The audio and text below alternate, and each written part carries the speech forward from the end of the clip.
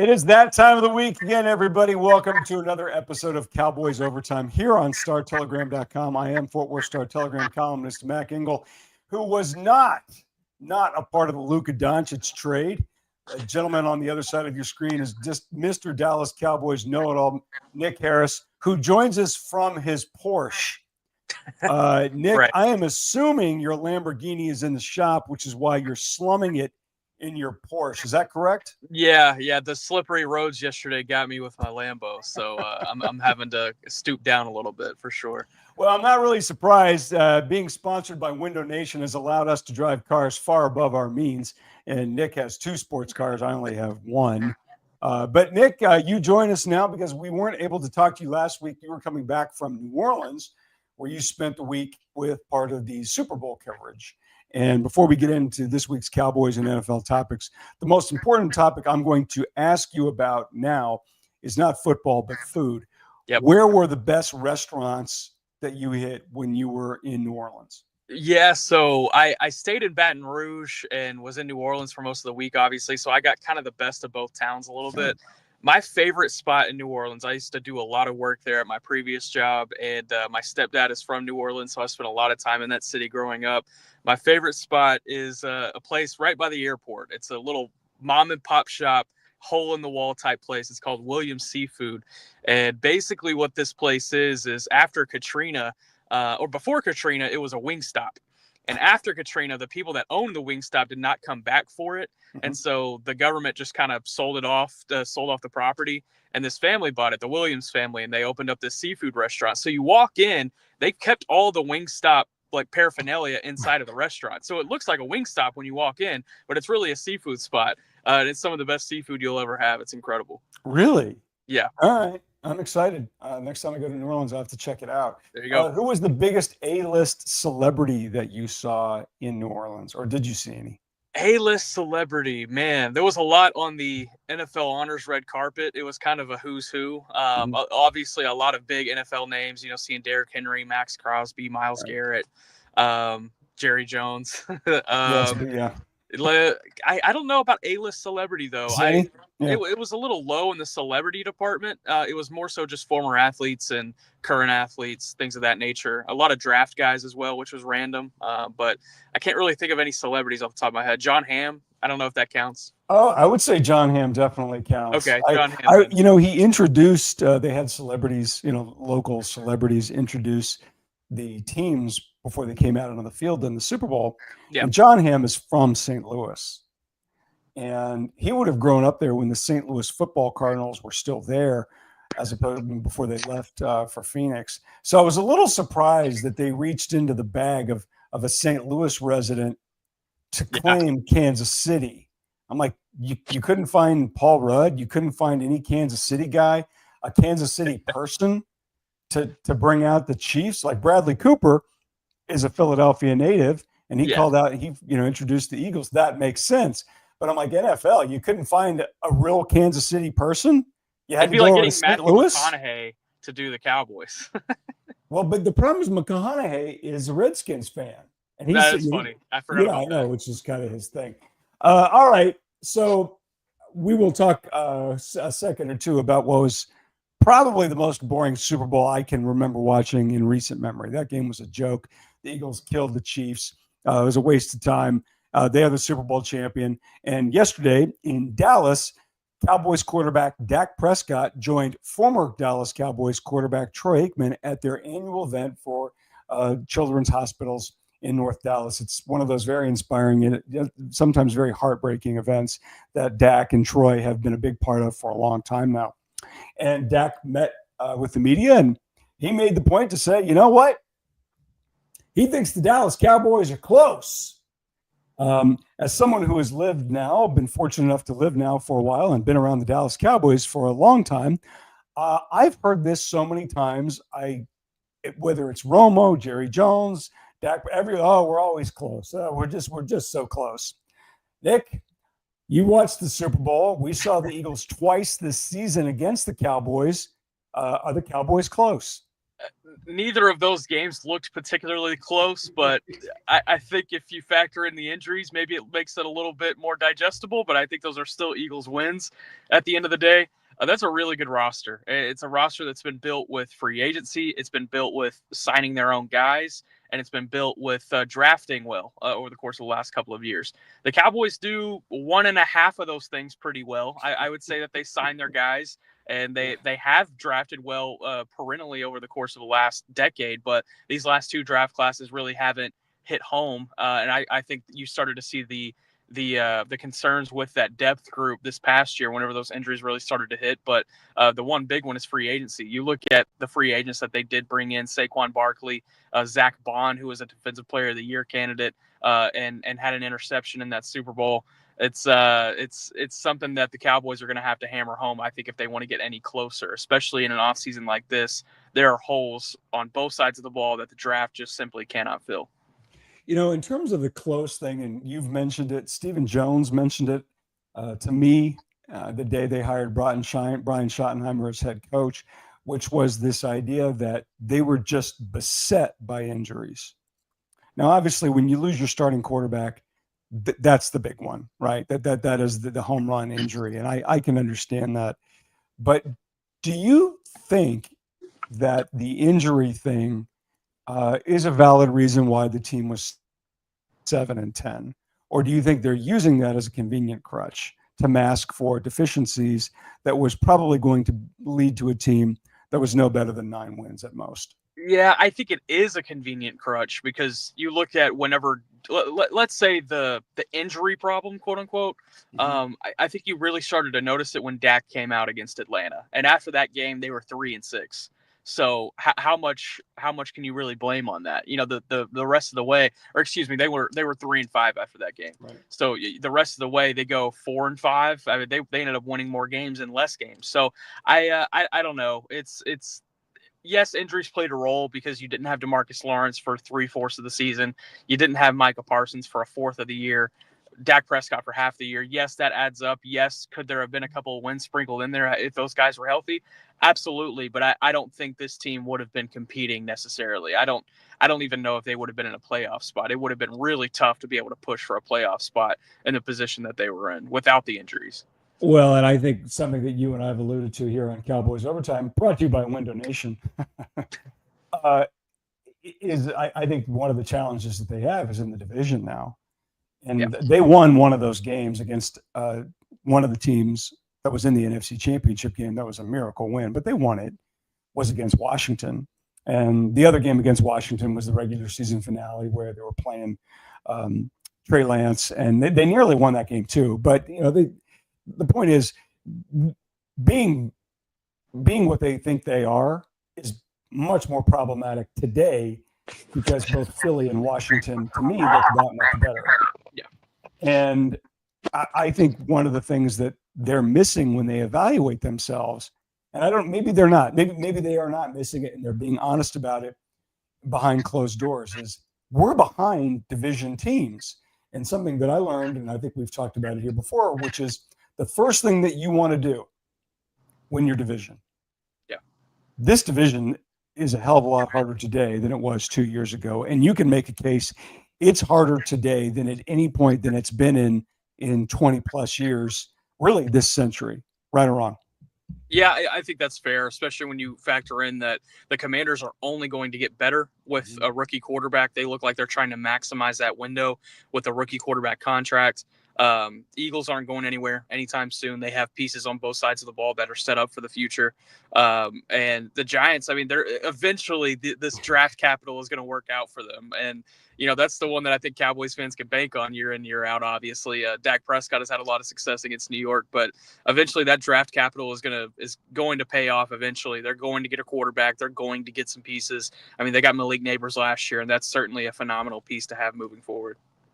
Okay, so amongst some of the other items that Dak Prescott went over with you all yesterday is the idea that it's their turn. That one bothered me. I heard him say that, and I don't know. That one kind of struck a nerve with me. What did you make of that? And I understand what he's saying, but boy, oh boy, there are a lot of teams out there who can sit there and say, well, it's our turn. Do you think they really believe that? Like, hey, we're due. It's our turn.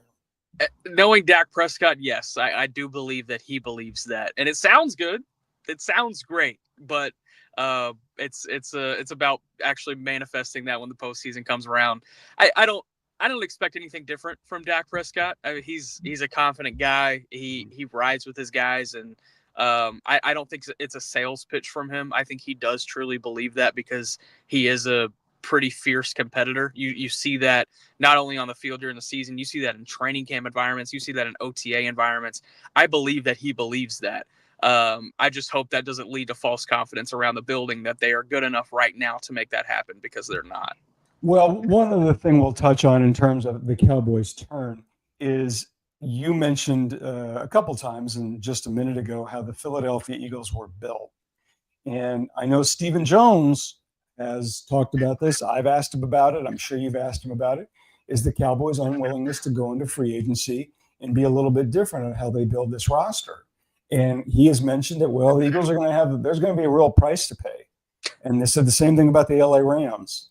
And then the Rams won a Super Bowl, and then they got back to the playoffs this year. And people are going to forget this. The Rams were really close to beating the Eagles in the divisional round game. That they had a shot. They were down 2 points or 3 points with 2 minutes to go, and they were down at the Eagles' 20-yard line. Now, they didn't convert, but they had a shot. And it's this idea that you can't, like, you're going to go for it, but boy, oh boy, there's a serious price to pay. To me, it looks like the Eagles went for it, and it worked out. And they've been in the Super Bowl twice in the last 3 years, and they nearly won the game 2 years ago against Kansas City, and they went ahead and blew out Kansas City this time. I'm sorry. Do you think Philadelphia's success makes that explanation, what Stephen Jones has offered, less believable, and it looks like just a bag of excuses, like you guys can't do what they can do? I think it is believable at the end of the day, but it worked out for them. They will have to eventually catch up to their cap restraints. It eventually will. Here, whether it be next offseason or the following, it eventually will run up. They have a huge quarterback contract. They have now two big receiver contracts. If they want to bring back Saquon Barkley, what does that look like? Defensive side of the ball is a mess as well. Eventually, those contracts are going to catch up. But if it leads to a Super Bowl, who the heck cares? Like, right. I think you would be willing to be in the worst cap hell in league history if it means that you have a ring on your hand. So I don't know. I part of me respects wanting to keep the window open for the future as well, but also I think there's a certain layer to these teams that have won championships recently. We could take the Chiefs out of the equation just because I think they're built a little differently, but you look at some of these other teams, the Buccaneers, the Rams, now the Eagles. These teams, they sacrificed a lot of their future for 1 year. So Jerry Jones said last offseason, and he said again on the NFL Honors red carpet, we're not building for the future, we're trying to win now. If they're trying to win now, then they would be okay putting themselves in cap hill here in a couple of years to make some big moves this offseason. Well, if it makes you feel any better, I remember when the Cowboys, this was in the first part of the 21st century, when Jerry was asked something about it. He said, we're going for it. It was the Super Bowl, and his quarterback was Quincy Carter. Okay, we have more to talk about here on Cowboys Overtime, but first let's hear from our friends at Window Nation. Window Nation, the star of window replacement and proud partner of the Dallas Cowboys, can help you fill the house this season with savings. Buy 2 windows, get 2 free, and make no interest payments for 60 months, 5 full years. Fill your house for a customized authentic Dallas Cowboys jersey while supplies last. You could even help fill the Cowboys house and win tickets to a game. Visit windownation.com/Cowboys now for details. Call 866-95-NATION. Window Nation, proud partner of the Dallas Cowboys. Thank you very much, Window Nation. Cowboys Overtime here on StarTelegram.com. He's Nick Harris. I'm Mac Engel. All right. The last head coaching vacancy has been filled. It took a while. The New Orleans Saints tabbed former Dallas Cowboys quarterback and former Dallas Cowboys quarterbacks coach and offensive coordinator Kellen Moore, who was fresh off of winning a Super Bowl with the Philadelphia Eagles as their offensive coordinator, to be their head coach. The Cowboys interviewed Kellen, I guess via text, but went with Brian Schottenheimer instead. Nick, did the Cowboys screw up, step in it by not patiently waiting for Kellen and going a little bit quicker with Shoddy? Was this a mistake? I don't have an answer for this question just yet. I think that comes during the season. However, That is such a lame duck. However, hold on. Oh, we got the however. Okay, that's good. All right. They have set themselves up to be compared alongside Kellen Moore for the rest of time, because they have two opportunities over the course of the last 2 years to go after Kellen Moore if they wanted to. Really, three opportunities, because they could have moved on Kellen Moore when he was still in the building. They could have moved on him last offseason, and they could have moved on him certainly this offseason. It's a tough one. Kellen Moore's going to build a really good staff in New Orleans. He already has. He looks like he's looking to hire Brandon Staley as his defensive coordinator. That's a good first hire. He's going to have some pieces around him as well. Speaking of cap hell, New Orleans is going to have some constraints this offseason. Yeah. That's a tough job to try and win right now, but it's in a bad division, so I see the appeal. But the Cowboys have set themselves up to be compared next to Kellen Moore, just like they were with Sean Payton for over a decade in New Orleans. And it's just funny that New Orleans is the one that keeps taking the Cowboys prodigy child. Well, when you looked at Kellen, the thing that to me that was a little bit mystifying was when Kellen, I think you wrote it, other people talked about it, I think we've talked about it. Clearly there was a difference in philosophy between Kellen Moore and Mike McCarthy. Yeah. Mike McCarthy inherited Kellen Moore and was told in no uncertain terms, he's going to be on your staff.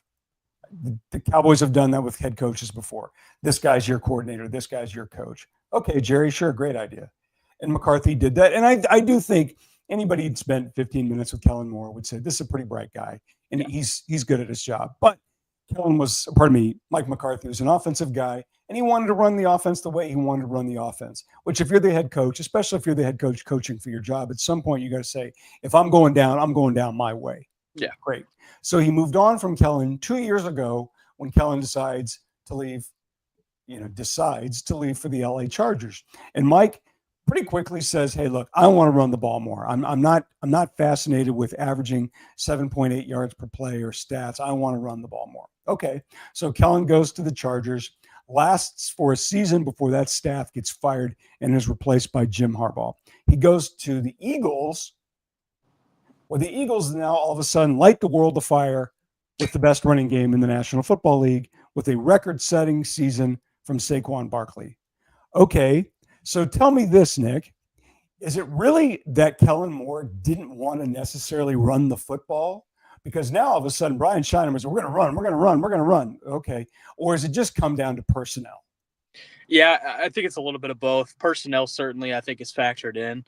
But also, I would implore anybody who is looking at Kellen Moore now compared to when he was with the Cowboys, there's a lot of different tendencies and even philosophy that he talks about in press conferences than what he had 2 years ago when he was in Dallas. Now, does that include, running the ball a lot more? I don't think if he had Saquon Barkley, he would be running as much as they have been, no doubt. I don't think any offense in the NFL would. But personnel is certainly factored in. And if Dallas can bring in the personnel to be able to say, hey, we can go run the ball 25, 30 times with one guy in a game, and we feel comfortable about doing that, then I don't think you'll see that in Dallas until that happens.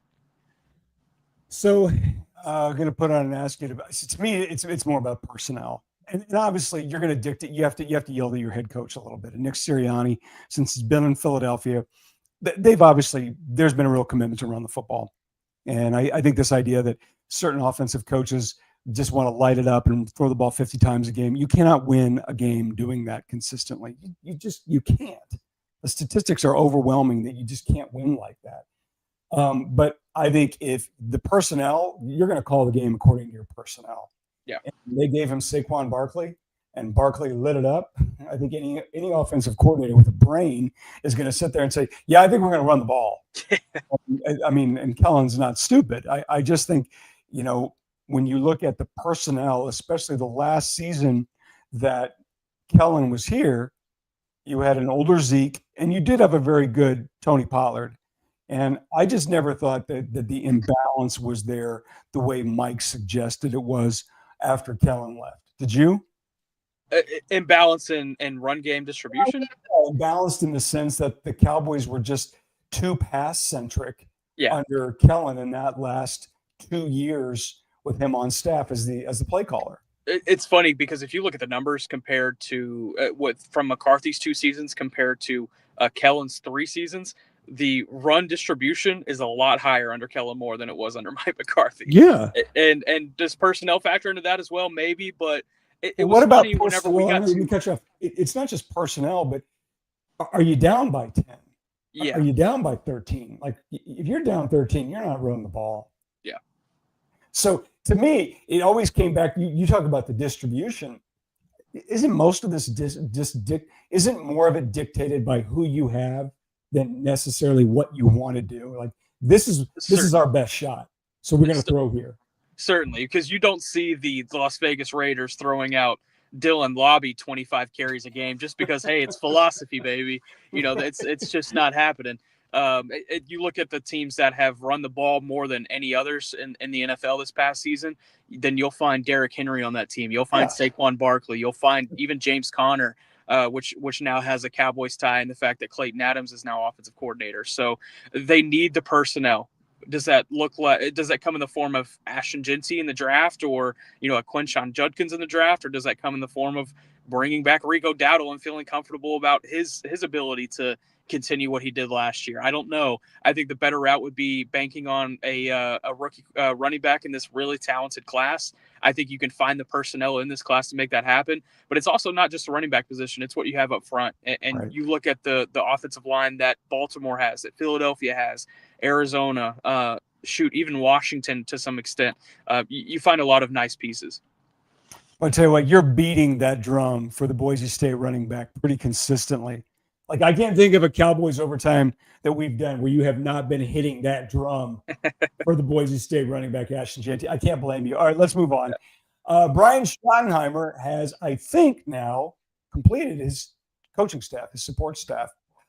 Who on this staff, and I know you've been all over it, you've done a great job reporting about these hires.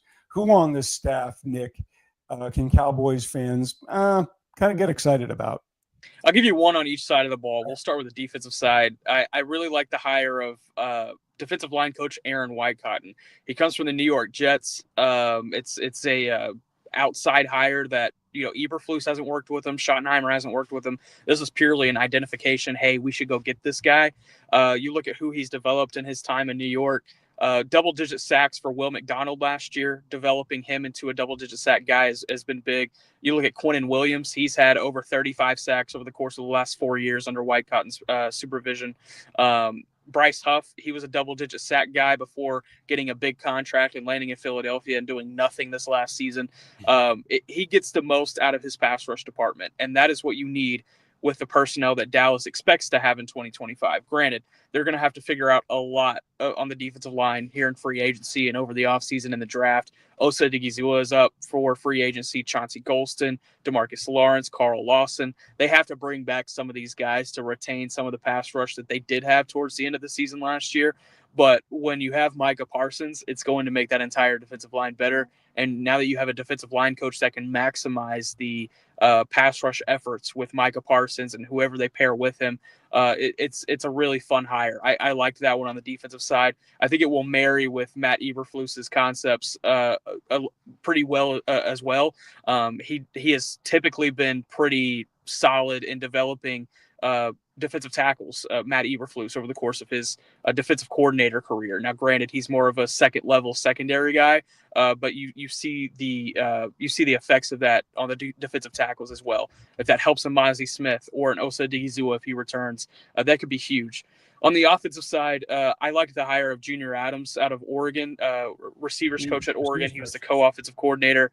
You talk about development. He has done nothing but develop guys over the course of his career, whether it be Cooper Kupp at his days at Eastern Washington, Kendrick Bourne, going back to there was a couple others. I'm blanking off the top of my head right now. Tez Johnson is a receiver in this draft class coming up that is really talented as well. There are a lot of guys that have fallen under the Junior Adams development tree and have turned into NFL stars. So I like that hire because there's a lot of developing that room needs to do, whether that be Jalen Tolbert or a Jalen Brooks, or if they decide to move on and grab a couple of receivers in this draft, go get a guy in free agency, then that will allow them to do so. I think the development factor at the receiver position is going to be a lot better moving forward. So there's one thing that Troy Aikman brought up during the season at some point, maybe halfway through, in his concern about the Cowboys receivers, and it's a concern that you really have to. It's hard to see it on television in a live play. You almost have to be sort of the coach's angle from above, or you have to have a wide shot and really concentrating and watching not necessarily the ball, but the receiver and what the receiver is doing. And Troy brought it up. I've seen it occasionally. In the receiver position is the one where it kind of stands out, is when a guy is not going all out from jump because he knows he's probably not going to get the ball. Troy brought it up. You're saying that basically is the guy's off the line and he's going half speed because he knows he's probably the 10th option on the play, that he's not really a part of the play.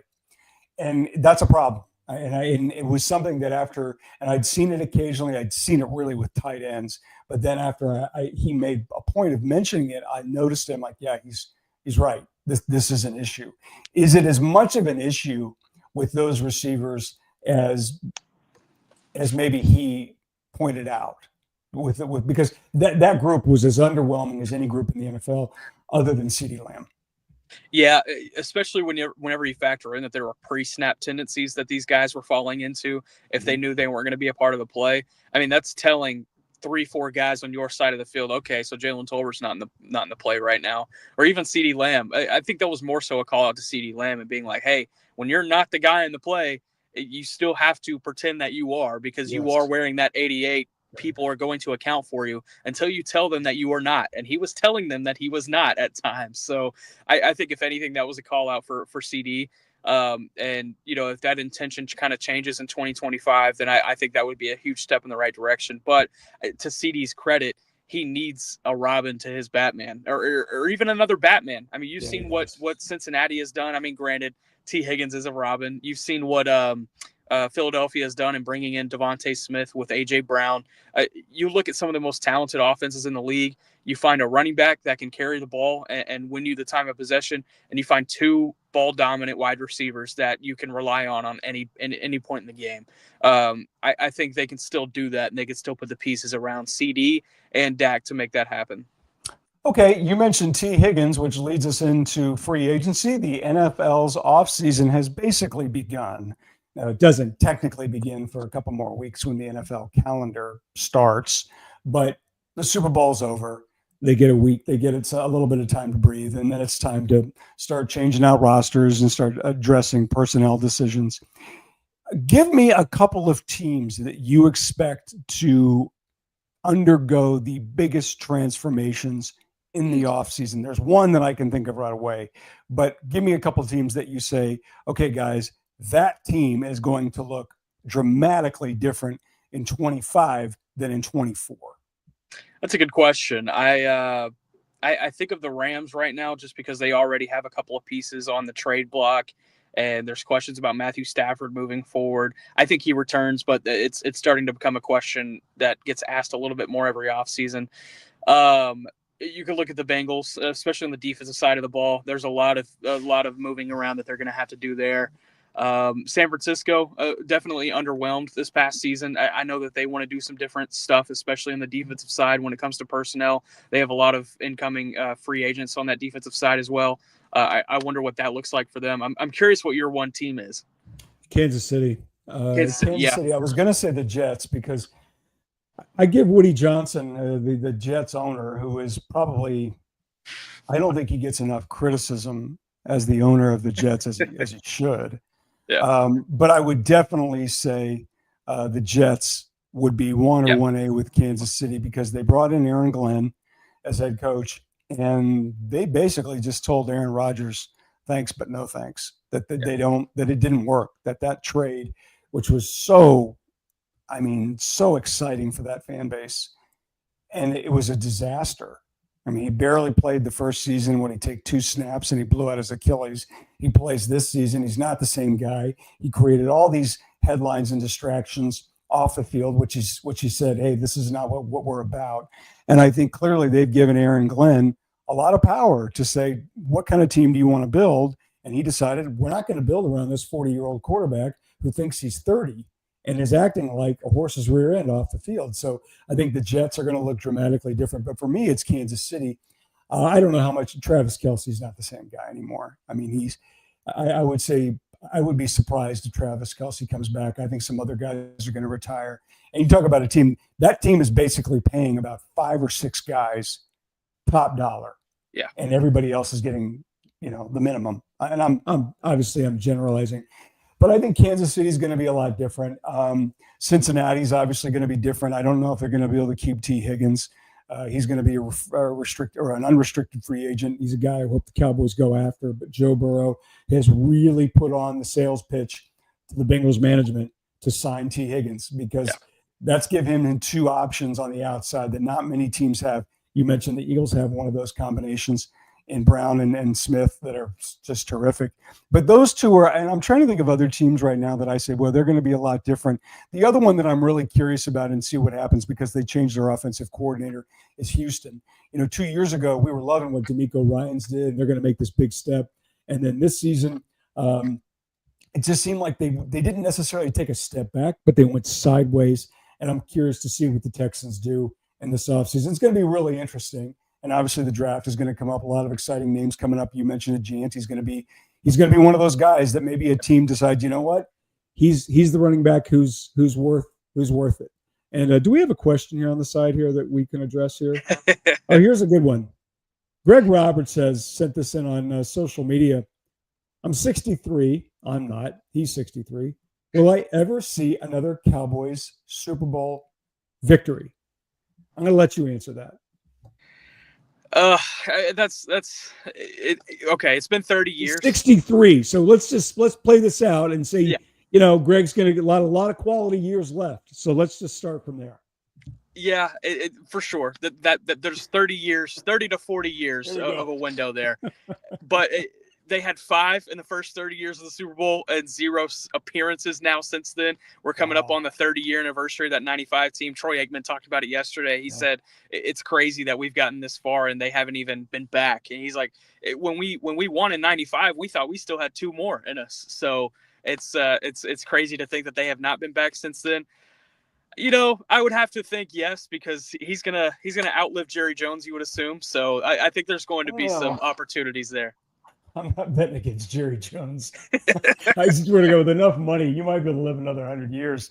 All right, we went too long, but this was fun. Nick, it's good to talk to you again. I'm glad you're back safe from a great trip in New Orleans. For all of your Cowboys and Anthony Davis Mavericks coverage needs, be sure to check us out on StarTelegram.com. Thank you, Window Nation. We will see you next week.